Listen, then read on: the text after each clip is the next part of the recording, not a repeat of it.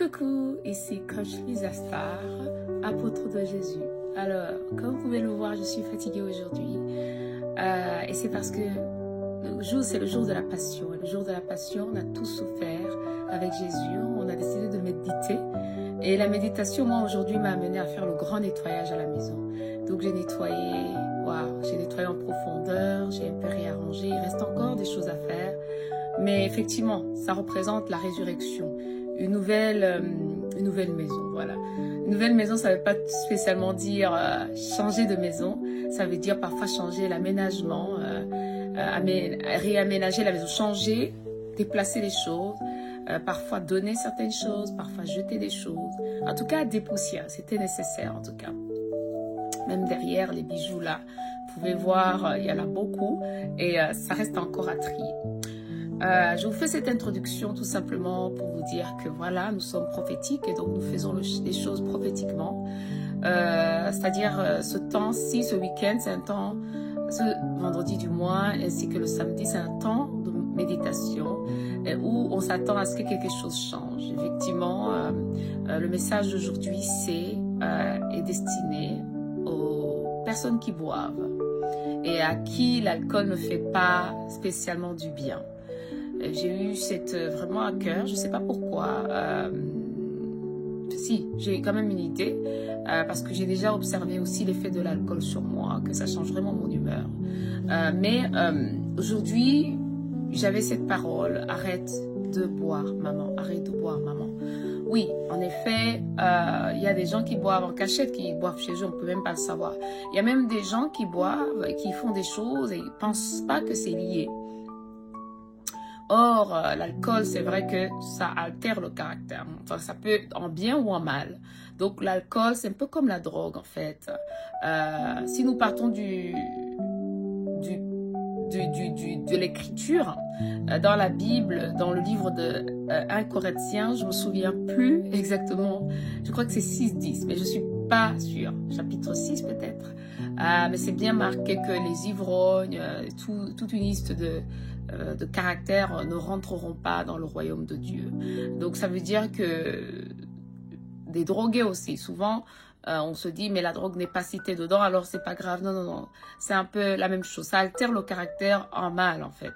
Même si vous trouvez parfois que ça vous fait du bien, que ça vous détend, mais ça peut vous rendre dur. Ça peut rendre une personne dure, moins sensible, ça peut rendre une personne paresseuse, ça peut rendre une personne grincheuse, ça peut rendre une personne justement trop joyeuse, une fausse joie qui est plutôt gênante à certains endroits. Donc c'était ça le mot pour les mamans, surtout les mamans, arrête de boire de l'alcool. Ok, ça te fait pas du bien, donc la meilleure solution, c'est de ne pas boire de l'alcool du tout. C'est-à-dire, une fois que tu sais que ça te fait pas du bien, eh bien, tu arrêtes tout simplement, tu bois plus. Et voilà. Parce que si ça altère ton caractère et que ça, ou comme la drogue, si ça joue par exemple dans ta parentalité, ça fait que tu n'es pas un bon parent, bien tu seras puni pour ça. Et donc c'est le problème, c'est qu'on pense des petites choses, on pense oh la fumée c'est rien, la drogue, je veux dire fumer c'est rien, même fumer tout simplement ça altère les poumons. Donc tout ça, ça peut malheureusement nous porter préjudice au moment du jugement et ça peut nous amener droit en enfer. Ok, donc ça veut dire que cette parole est aussi valable pour les hommes en fait. Hein. Vous pouvez boire, mais les ivrognes, donc boire trop ou fumer trop. C'est-à-dire, quand je parle de fumer trop, ça ne veut pas dire que fumer trop, c'est fumer tous les jours déjà. Ça veut dire que ça devient de l'idolâtrie. Or, vous savez que dans cette liste justement, il y a également les idolâtres. Tous les idolâtres n'iront pas dans le royaume de Dieu. Donc, quand on dit occasionnellement, ça veut dire quelqu'un qui peut passer des jours sans fumer, vous voyez.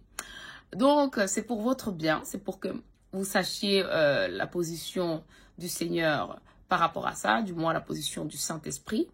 De toute façon, il vous a déjà montré. Il vous a déjà montré que ça ne vous fait pas du bien. Il vous a déjà montré en fait que ça ne vous ramène pas plus belle, ça vous rend moche, ça rend votre caractère plus dur. Vous devenez peut-être plus violent, peut-être vous ne vous rendez même pas compte des choses que vous faites. Oui, parce que c'est vrai que les gens qui boivent, qui sont sous ne se rendent même pas compte. On peut même essayer de leur dire, t'as fait ça, mais ils se rappellent même pas. Donc, c'est qu'il y a un problème aussi de ne pas se rendre compte. Donc, c'est une parole vraiment de la passion qui est liée à la passion du Christ. C'est-à-dire le dernier jour où réellement vous pouvez changer, espérer que Dieu va vous changer. Parce que arrêter l'alcool, c'est pas quelque chose qu'on peut se lever et décider d'arrêter. Non, il faut demander la force de Jésus. Et comme Jésus, c'est le champion, vous pouvez en être sûr. Donc, c'est quelque chose que vous pouvez en être sûr que vous allez arrêter. Donc, c'est quelque chose que vous pouvez demander ou vous attendre à cette résurrection. Avec cette résurrection, vous attendre à votre propre résurrection, de devenir une personne qui ne boit plus l'alcool, qui résiste à l'alcool, qui boit socialement, c'est-à-dire qui boit seulement quand il est avec les autres, mais qui ne boit pas tout seul. Vous voyez, la même chose pour la drogue, la même chose pour toutes les choses que vous voyez qui vous gênent en fait, qui vous embêtent. C'est pour vous au fond. C'est pour vous, c'est pour que vous meniez une vie plus digne, une vie plus satisfaisante. Vous êtes satisfait de vous-même. Ça peut, par exemple, être des petites choses telles que ne pas savoir cuisiner. Si ça vous dérange, c'est quelque chose qui vous a toujours dérangé de ne pas savoir cuisiner. Vous êtes toujours plein de dire « Ah oui, moi, je ne sais pas cuisiner » et que vous savez que ça vous met un petit stress. Eh bien, il n'y a aucun mal à apprendre à cuisiner. Tout s'apprend. Avec Jésus, on est amené, on est poussé vers l'excellence dans tout.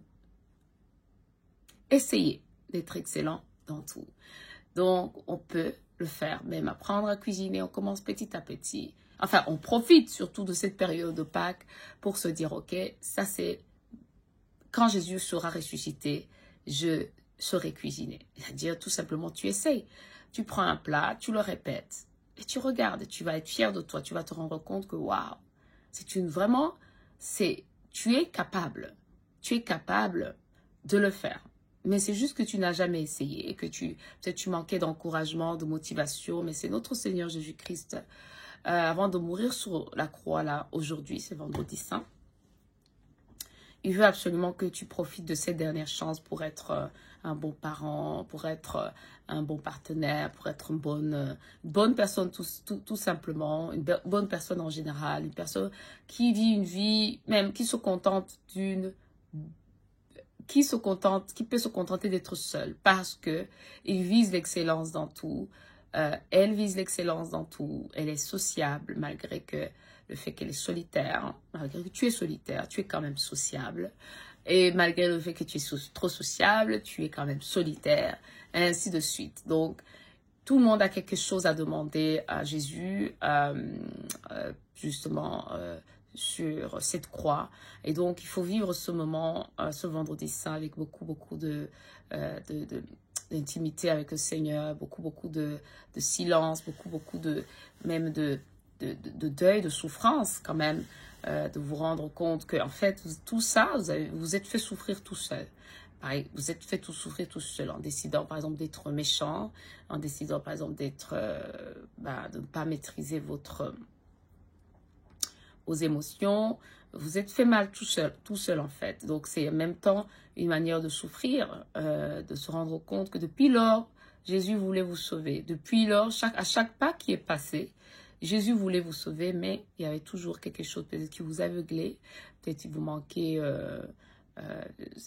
un messager, peut-être il vous manquait vraiment de réaliser, de passer par justement cette solitude extrême, ces tests de foi extrême, pour que vous, à la fin, vous acceptiez Jésus comme votre sauveur. Donc, pour ceux qui ne sont pas encore, qui ne croient pas encore en Jésus, eh bien, profitez pour lui demander aujourd'hui, justement, de vous donner un cœur à aimer Jésus, un cœur à l'accepter. Oui, c'est ça, avant qu'il ne soit trop tard. Parce que nous arrivons dans les derniers temps. Hein, d'accord, nous sommes dans les derniers temps, prophétiquement parlant. Mais aussi, on va dire, même dans la réalité, on peut voir que la vie est dure. On ne sait pas l'avenir, on ne connaît pas l'avenir.